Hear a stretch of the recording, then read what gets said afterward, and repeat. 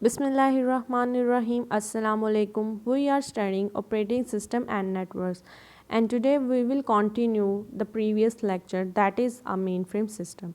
Clear. तो हम लोगों ने प्रीवियस लेक्चर में कुछ सिस्टम्स के पढ़ लिए थे, जिसमें सिंपल बैच सिस्टम था, मल्टी प्रोग्राम सिस्टम था, टाइम शेयरिंग सिस्टम था और सिंगल प्रोसेसर सिस्टम था। तो आज के लेक्चर में हम लोग मल्टी प्रोसेसर सिस्टम को देखेंगे। स्टूडेंट्स, सिंगल प्रोसेसर सिस्टम आप लोगों ने देखा था, जिसमें मेन सीपीयू सिर्फ और सिर्फ एक ही होता है, वही सारी परफॉर्मेंस कर रहा होता है। तो अब मल्टी प्रोसेसर सिस्टम की बात करते हैं। Multi processing basically is a type of processing in which two और more processor work together to process more than one program simultaneously. ठीक है, मीन के मल्टी प्रोसेसर में क्या होता है कि हम लोगों ने जो भी टास्क परफॉर्म करवाना होता है वो मल्टीपल प्रोसेसर उसको एग्जीक्यूट करवा रहे होते हैं, उसको वर्क कर रहे होते हैं। ठीक है, एक ही वक्त में।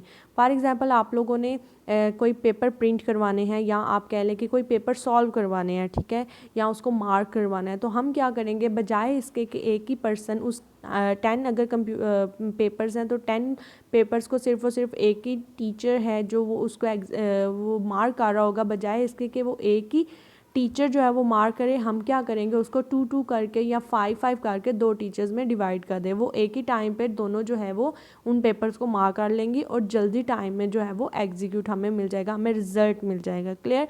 यही कॉन्सेप्ट अगर मल्टी प्रोसेसर में माइंड में रखा जाए तो यहाँ पर क्या होता है, मल्टीपल प्रोसेसर हमारे पास लगे होते हैं, तो हम लोगों ने जो काम एक से करवाना होता है हम दो प्रोसेसर से वो काम करवा सकते हैं। It allows the system to do more work in a shorter time. ठीक है, कि हम लोगों ने अगर एक ही प्रोसेसर से वो काम करवाना है तो वो ज़्यादा टाइम ले लेगा। हम क्या करेंगे, उसी काम को जितने भी प्रोसेसर लगे उनमें डिवाइड करके हम शॉर्टर टाइम में अपना काम करवा लेंगे। Unix is one of the most widely use multi processing system. It is also known as the parallel system और टाइटली कपल्ड सिस्टम। ठीक है स्टूडेंट, ये एमसीक्यूज़ के हवाले से भी बहुत इंपॉर्टेंट है कि समटाइम एमसीक्यूज़ में पूछा जाता है कि पैरेलल सिस्टम या टाइटली कपल सिस्टम कौन से हैं। तो आपको ये माइंड में रखना चाहिए कि it is a multi processor system, जिसमें मल्टीपल प्रोसेसर वर्क कर रहे होते हैं और वो होते एक ही सिस्टम के अंदर है। जब हम एक ही मदरबोर्ड के ऊपर मल्टीपल प्रोसेसर लगा दिए जाते हैं तो उसको बोलते हैं टाइटली कपल्ड। ठीक है, कि वो एक ही के अंदर इम्बेड हुए हुए हैं। ठीक है, वो पैरेलल काम कर रहे होते हैं। Processor are tied together in some manner, they share common data structures and common system clock. ठीक है, ये सिस्टम जिस सिस्टम में ये प्रोसेसर लगे होते हैं वो उसी के डाटा स्ट्रक्चर को और उसी की सिस्टम क्लॉक को शेयर कर रहे होते हैं। Types of multi processor system की बात करें तो दो तरह के हमारे पास मल्टी प्रोसेसर सिस्टम होते हैं। एक सिमेट्रिक मल्टी प्रोसेसिंग होती है और एक एसिमेट्रिक मल्टी प्रोसेसिंग होती है। स्टूडेंट्स, सिमेट्रिक मल्टी प्रोसेसिंग वो होती है a method of processing in which multiple processor works together on the same task. ठीक है, इसमें क्या होता है, सिमेट्रिक में एक सिमेट्री में चल रहा होता है कि आपने जो भी टास्क परफॉर्म कर रहा होता है वो सारे मिलकर उस काम को परफॉर्म कर रहे होते हैं। Each processor runs N identical copy of the same processed on any processor. ठीक है, मीन जितना भी जो सभी आपने प्रोसेस जो एग्जीक्यूट करवाना है, ठीक है, जो सभी टास्क दिया होता है सबके पास एक कॉपी होती है, वो उसी को यूज़ करके, जैसे मैंने एग्जांपल दी आपको पेपर मार्क करने की, तो सबके पास एक सोल्यूशन होगा। ठीक है, वो सब उसको शेयर कर रहे होंगे और वो सब मिलकर क्या कर रहे होते हैं, उसके मार्क कर रहे होते हैं। It treats all processor equally. इसमें क्या होता है, सारे प्रोसेसर को इक्वली ट्रीट किया जा रहा होता है, सबको एक जैसा ही डाटा स्ट्रक्चर दिया जा रहा होता है, टाइम क्लॉक सबको सेम दी जा रही होती है। ठीक है, इसके अलावा जितने भी पेपर्स दिए जाए, जैसे एग्जांपल बात कीजिए 5-5 कर लें या जिस तरह भी जो भी है, इसको प्रोसेसर जो होता है वो इक्वली ट्रीट कर रहा होता है। Input output can be done on any processor. ठीक है, इनपुट और आउटपुट उस सिस्टम में से कोई सा भी प्रोसेसर उसको गेट कर सकता है। जबकि एसिमेट्रिक की बात की जाए तो इसमें क्या होता है, in which each processor is dedicated to the particular task. इसमें क्या होता है, मिलकर काम नहीं कर रहे होते, बल्कि इसमें हर प्रोसेसर को कोई टास्क असाइन कर दिया जाता है। It has one master process and remainder processor are slaves. ठीक है, इसमें क्या होता है, क्लाइंट एंड सर्वर जिस तरह बात होती है, या इसमें मास्टर और स्लेव की बात होती है, जिसमें एक मास्टर प्रोसेसर होता है वो क्या कर रहा होता है, बाकी सब जितने भी प्रोसेसर होते हैं उनको कोई ना कोई टास्क परफॉर्म कर देते हैं, वो उस टास्क को सिर्फ एग्जीक्यूट कर रहे होते हैं, उसको परफॉर्म कर रहे होते हैं। The master distribute task among the slaves and input output is usually done by the master. वहाँ पर क्या था, सिमेट्रिक में इनपुट और आउटपुट जो है वो कोई सा भी प्रोसेसर यूज़ कर सकता है और वो इंडिविजुअली कोई काम नहीं कर रहा, मतलब मिल के काम कर रहे होते हैं, ठीक है। बल्कि जबकि एसिमेट्रिक में क्या है, मास्टर जो होता है वो ऑल इन ऑल है, वो सारा का सारा टास्क जो है वो डिवाइड कर रहा है, इसके अलावा इनपुट आउटपुट जस्ट वो ही परफॉर्म कर रहा होता है। क्लियर। इसके अलावा अगर इसके एडवांटेजेस देखा जाए तो it reduce the cost, mean के मल्टीपल प्रोसेसर, अगर आप एक ही सिस्टम के अंदर मल्टीपल प्रोसेसर लगा देते हैं तो ये क्या करेगा, सेम रिसोर्सेज जितने भी होंगे, फॉर एग्जांपल उसकी मेमोरी है, हार्ड डिस्क है, उसका प्रिंटर है, वो सारे उसको शेयर कर रहे होंगे। सेपरेट पावर सप्लाई की ज़रूरत नहीं पड़ती, मदरबोर्ड की ज़रूरत नहीं पड़ती। क्लियर। इसके अलावा इसकी रिलायबिलिटी इंक्रीज़ हो जाती है। The failure of one processor does not affect other processes, तो it will slow down the machine, ठीक है। बेशक वो उसकी मशीन को अगर कोई एक प्रोसेसर ख़राब हो जाता है, उसकी वर्किंग स्लो हो जाएगी, लेकिन उसके वो फेल नहीं होगा, मीन वो सिस्टम पूरे का पूरा ख़राब नहीं होगा। इसके अलावा इंक्रीज थ्रूपुट के increase in number of processor के जैसे जैसे आप प्रोसेसर बढ़ाते जाते हैं, आप शॉर्टर टाइम में अपने टास्क को परफॉर्म कर सकते हैं। क्लियर। इसके बाद स्टूडेंट बात करते हैं डिस्ट्रीब्यूटेड सिस्टम।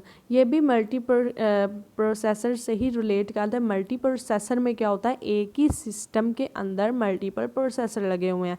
अब डिस्ट्रीब्यूटेड सिस्टम में क्या है कि प्रोसेसर मल्टीपल कंप्यूटर्स पर है और वो आपस में लिंक्ड हैं। क्लियर। वहाँ पर क्या था, एक ही कंप्यूटर के अंदर मल्टीपल प्रोसेसर है। अब डिस्ट्रीब्यूटेड में क्या है कि हैं तो मल्टीपल प्रोसेसर ही मिलकर काम करे, बट वो प्रोसेसर डिफरेंट कंप्यूटर्स पर लगे हुए हैं। A system that distribute the computation among the several physical processor. Clear. कि वो फिजिकली प्रोसेसर डिफरेंट हैं, उनको जब कलेक्टिवली कंप्यूट करने के लिए इकट्ठा किया जाता है तो उसको डिस्ट्रीब्यूटेड सिस्टम बोलते हैं।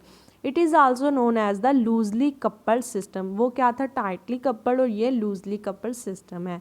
In this processor do not share memory, data structure और सिस्टम क्लॉक। इसमें क्या होता है, प्रोसेसर क्योंकि एक ही सिस्टम के अंदर नहीं है तो वो क्या करेंगे, डिफरेंट कंप्यूटर्स में, तो इसलिए वो एक ही कंप्यूटर की मेमोरी और डाटा स्ट्रक्चर और सिस्टम क्लॉक को शेयर नहीं करेंगे। Each processor has its own memory. Clear. Processor in distributed system में vary in size, speed and functions. Clear. कि जो प्रोसेसर है, हो सकता है एक लैपटॉप का हो और एक सिस्टम हो, और वो डिफरेंट हो सकते हैं, वो साइज़ में भी डिफरेंट हो सकते हैं, स्पीड और फंक्शन के लिहाज से भी डिफरेंट हो सकते हैं। They may include microprocessor, workstation, mini computers and large general purpose computer system. These processors are given different names such as the sites, nodes, computers, machine and host etc. ठीक है। Processor mean के जिस computers में होंगे, जिसको हम normally terminals भी बोल देते हैं, ठीक है, तो वो जिस कंप्यूटर में होंगे उनको हम डिफरेंट नाम्स दे सकते हैं, जिनमें sites end nodes, computer, machines and host वगैरह बोलते हैं। क्लियर। अगर इसके एडवांटेजेस देखे जाए तो इसमें भी क्या है, रिसोर्स शेयरिंग है, क्योंकि वो सारे एक लिंक बना होता है आपस में, वो नेटवर्क बना होता है, तो वो जितने भी किसी एक के पास अगर प्रिंटर है तो बाकी प्रोसेसर भी उसको गेट कर सकते हैं, मीन जितने भी रिसोर्सेज हैं उन सबको शेयर कर सकते हैं।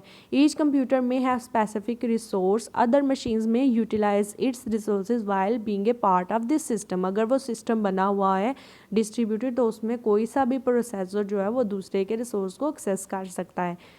इसके अलावा कंप्यूटेशन स्पीड अप हो जाती है। If a computation can be split up into the section, अगर कोई कंप्यूटेशन या कोई भी टास्क जो है वो उसको डिवाइड कर दिया जाए छोटे छोटे सेक्शंस के अंदर, it is possible to give different section to different machines.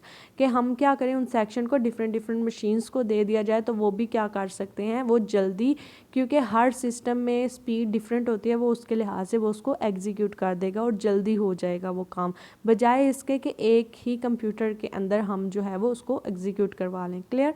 इसके अलावा रिलायबिलिटी आ जाती है। The failure of any computer does not effect the availability of the system resources. के अगर सिस्टम रिसोर्सेज में किसी एक कंप्यूटर में भी कोई प्रॉब्लम आ जाती है तो वो पूरे सिस्टम को फेल नहीं करता।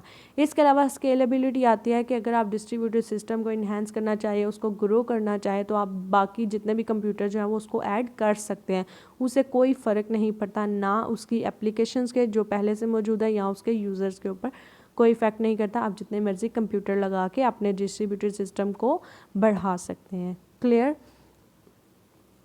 Thanks for watching. अगर लेक्चर में से कुछ भी समझ ना आया हो तो प्लीज़ कमेंट में ज़रूर बताइएगा। इसके अलावा वीडियो को लाइक कर दें।